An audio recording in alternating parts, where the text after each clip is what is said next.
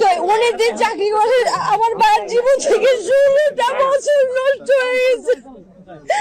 হয়তো ওর জীবনে অনেক কিছু দিতে পারবো, কিন্তু এই 16টা বছর কখনোই দিতে পারবো না।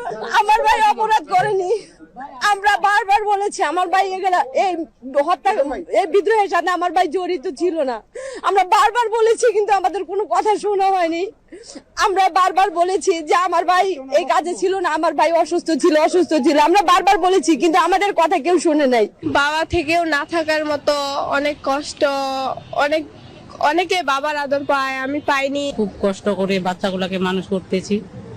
এখন 16 বছরের পর আমরা এখানে আজকে সাক্ষী দেখা হবে সামনাসামনি। দেশের ভিতরে থেকে বাবার কষ্ট অনুভব করছে, মানুষ তো বিদেশে গেল এত কষ্ট পায় না। প্রতিটা ছেলে মেয়ে তার পড়াশোনার লাইফে বা কর্মজীবনে সবটাতেই বাবার সাপোর্ট লাগে, কিন্তু ওরা ছোটবেলা থেকে তাদের বাবার সাপোর্ট পায়নি। ছেলে মেয়ে বউ বাচ্চা পাইছি, খুব আনন্দ লাগতেছে। 16 বছর যে কি কষ্টে আমরা